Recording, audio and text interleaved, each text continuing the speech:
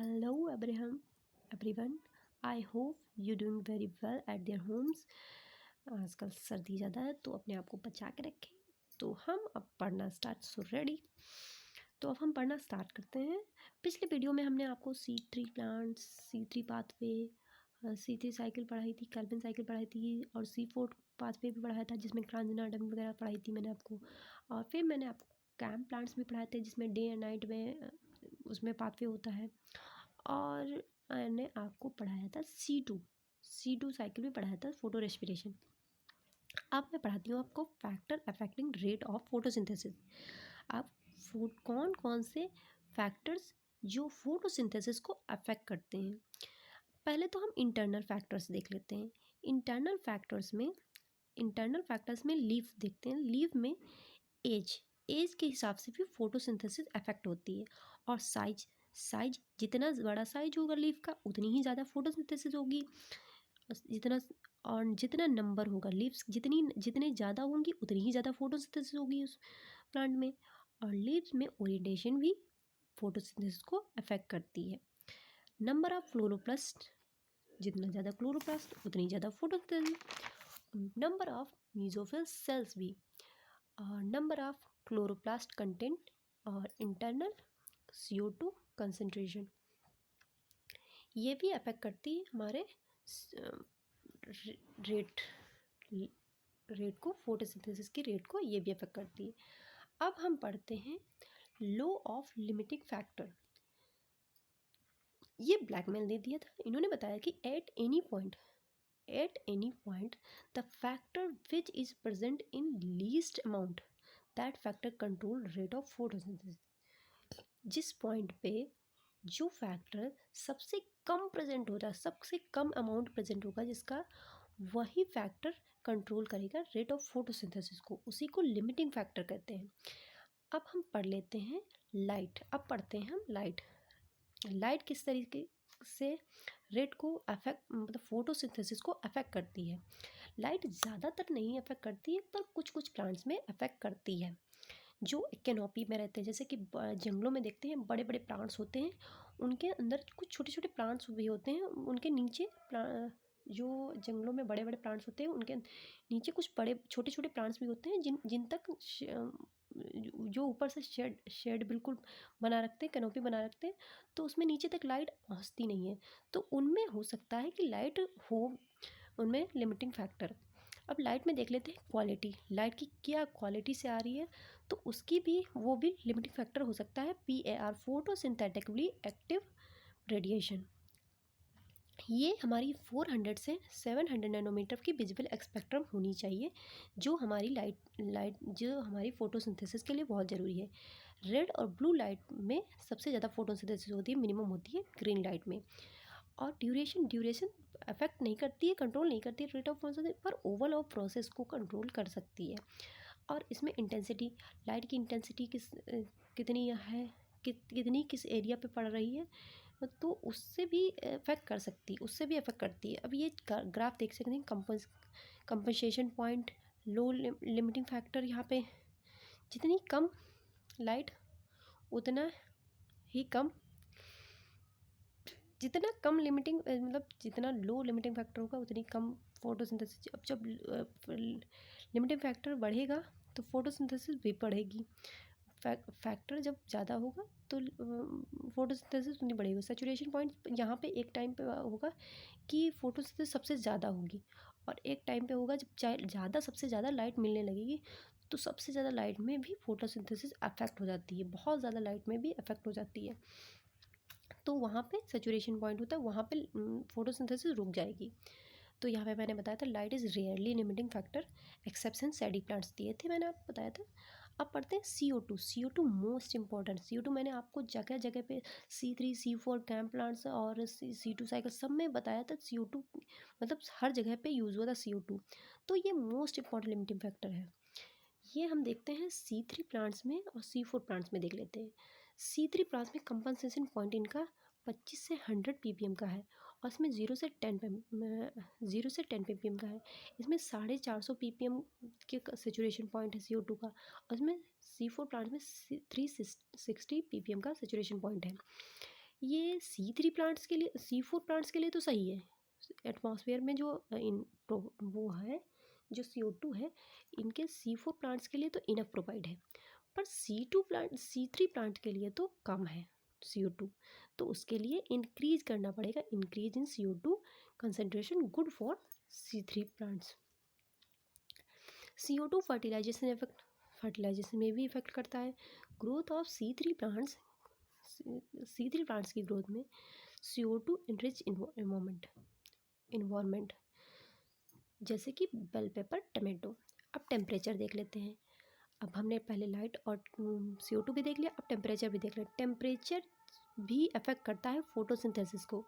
Temperature कम होगा तो enzyme work नहीं करेंगे, एंजाइम वर्क नहीं करेंगे तो फोटोसिंथेसिस नहीं होगी। और टेम्परेचर ज़्यादा होगा तो भी एंजाइम वर्क नहीं करेंगे, एंजाइम वर्स्ट हो जाएंगे, एंजाइम बेकार हो जाएंगे, तो एंजाइम वर्क नहीं करेंगे तो फोटोसिंथेसिस अफेक्ट हो जाएगी। एंजाइम लाइट रिएक्शन और डार्क रिएक्शन दोनों में इन्वॉल्व होते हैं। दोनों रिएक्शंस एंजाइमेटिक इन्वॉल्वमेंट से ही होती है, और डार्क रिएक्शन तो सबसे ज़्यादा इफेक्ट करती है। तो ऑप्टिमम टेम्परेचर जब होगा तभी एंजाइम्स वर्क करेंगे, तभी फोटोसिंथेसिस भी हो पाएगी। बिगिन फोटोसिंथेसिस कब स्टार्ट होती है? मिनिमम टेम्परेचर चाहिए इसके लिए 0 से 5 डिग्री सेंटीग्रेड का, और जिम्नोस्फीयर में मिनिमम टेम्परेचर चाहिए 35 डिग्री सेंटीग्रेड का। ऑप्टिमम टेम्परेचर C3 C4 और कैम प्लांट्स के लिए होना चाहिए, C3 प्लांट्स के लिए 20 to 25 डिग्री सेंटीग्रेड, और C4 प्लांट्स के लिए हो गया 30 से 40 डिग्री सेंटीग्रेड, और कैम प्लांट्स के लिए 50 से 55। और हॉट स्प्रिंग में जो है एल्गी, उनके लिए 70 से 75 डिग्री सेंटीग्रेड का होना चाहिए टेम्परेचर, तभी एंजाइम वर्क करेंगे और तभी कोई रिएक्शन फोटोसिंथेसिस की हो पाएगी। अब आ जाते हैं वाटर तो डायरेक्टली कंट्रोल नहीं करता, पर इनडायरेक्टली कंट्रोल करता है फोटोसिंथेसिस की रेट को। इसमें जब वाटर की कमी होती है प्लांट्स में, तो एब्सिसिक एसिड क्या करता है? स्टोमाटा को क्लोज कर लेता है। जब स्टोमाटा को क्लोज करेगा तो उसमें CO2 भी नहीं अंदर आएगा, तो उससे क्या हुआ? फोटोसिंथेसिस की रेट डिक्रीज हो जाएगी। अब क्या होता है, जब वाटर स्ट्रेस होता है, वाटर की कम होता है, तो ये लीव्स क्या करती हैं? विल्टिंग कर लेती हैं, मतलब मुड़ जाती हैं। वो मुड़ जाती हैं तो उनका सरफेस एरिया जो होता है वो कम हो जाता है, रिड्यूस हो जाता है, तो उसमें फोटोसिंथेसिस फिर से कम हो जाती है। उनका सरफेस एरिया कम हो जाता है तो फोटोसिंथेसिस भी कम हो जाएगी। तो हमने इस चैप्टर में सब कुछ पढ़ लिया है। ये चैप्टर अब समाप्त हो गया है। इस चैप्टर में हमने अभी मैंने किया था, लिमिटिंग फैक्टर किया था लाइट, CO2 और लाइट टेम्परेचर और वाटर। और इसमें कुछ आपको समझ में नहीं आया तो आप हमारे कमेंट बॉक्स में कमेंट करिए, पूछिए, वो मैं आपको दोबारा समझा दूंगी अच्छे से। जो चीज़ें समझ में नहीं आई वो मैं आपको दोबारा समझा दूंगी, और आप इसको पढ़िए, स्टडी करिए और इसके क्वेश्चन सॉल्व करिए। फिर आपको जो भी ना समझ में आए वो आप दोबारा आप मुझे कमेंट कर दिए तो मैं आपको दोबारा पढ़ा दूंगी अच्छे से, और अच्छे से डिटेल में पढ़ा दूंगी। इस चैप्टर में हमने इस चैप्टर में हमने बहुत सारे साइंटिस्ट के बारे में पढ़ा, और साइंटिस्ट के बाद हमने ये भी देखा रेट ऑफ फोटोसिंथेसिस कहाँ पे होती है। रेट ऑफ फोटोसिंथेसिस हमारे ग्रीन लीव्स की मेसोफिल सेल में, क्लोरोप्लास्ट में होती है। और फिर हमने देखा इसमें फोटो सिस्टम फर्स्ट और सेकंड होते हैं। फिर हमने देखा dark reaction, light reaction ATP या NADPH बनता है। और डार्क रिएक्शन क्या होता है, वो लाइट रिएक्शन के प्रोडक्ट्स पे डिपेंड करती है। तो हमने लाइट रिएक्शन में हमने नॉन साइक्लिक ईटीएस की और साइक्लिक ईटीएस की। नॉन साइक्लिक ईटीएस में हमने ATP और NADPH बनाया, और साइक्लिक ईटीएस में सिर्फ और सिर्फ ATP बनाया। और फिर हमने केमियोस्मोसिस की, उसमें हमने ATP देखे कैसे बनते, प्रोटॉन ग्रेडियंट के ब्रेकडाउन होने से जो एनर्जी निकलती है, प्रोटॉन मोटिव फोर्स, उससे देखा हमने कि हमने ATP बनाए और वो स्टोमा में गए, और वो हमारे डार्क रिएक्शन में हमारे काम आएंगे। डार्क रिएक्शन में हमने C3 साइकिल, कैल्विन साइकिल की, हमने ग्लूकोज बनाया, कैल्विन साइकिल में ग्लूकोज बनाया, रिवर्स ग्लाइकोलिसिस करके पहले C3 साइकिल की। C3 साइकिल में जो हमारा 2PGL बचा उसकी हमने रिवर्स ग्लाइकोलिसिस करके ग्लूकोज बनाया। फिर हमने C4 प्लांट्स में C4 पाथवे देखा। C4 पाथवे में हमने ग्रांज एनाटमी देखी, जिसमें हमने मेसोफिल सेल, वो वैस्कुलर बंडल, उसके अराउंड हमने बंडल सीथ देखे।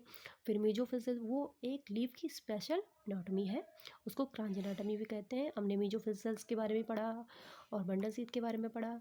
फिर हमने देखा कि सी फोर प्लांट्स में C3 साइकिल और C4 साइकिल दोनों होती हैं मेजोफिजिल और बंडल सीथ सेल में। और इसमें हमने देखा कार्बोक्सिलेशन होती है, डी कार्बोक्सिलेशन होती है और रीजनरेशन होती है C4 प्लांट्स में। तो उसमें उसको C4 प्लांट्स में दोनों साइकिल होती हैं, तो उसको हैज एंड स्लैक पाथवे भी कहते हैं। फिर हमने कैम प्लांट्स देखा, उसमें डे और नाइट में होता है, अलग अलग होता है डे और नाइट में। उसमें क्या होता है, क्लोरोप्लास्ट स्टोमाटा होते हैं जो रात में ही खुलते हैं, तो CO2 रात में ही आता है, तो उसमें सारी प्रोसेस रात में होती है। फिर डे में जा कर के उसमें C3 साइकिल होता है, डिकार्बोक्सिलेशन होता है, ये सब होता है। फिर हमने फोटोसिंथेसिस में हमने C2 साइकिल पढ़ी। C2 साइकिल में हमने फोटो रेस्पिरेशन किया। फोटो रेस्पिरेशन में हमने बताया कि रिबोस्को एंजाइम होता है, वो RUBP को O2 और CO2 से दोनों से जोड़ने देता है।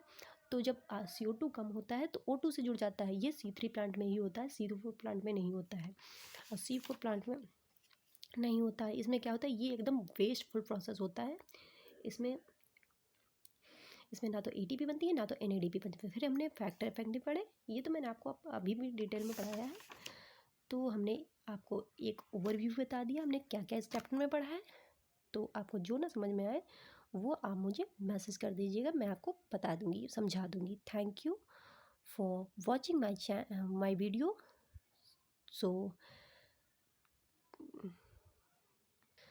So like, share and subscribe my channel. Okay, thank you. Bye bye.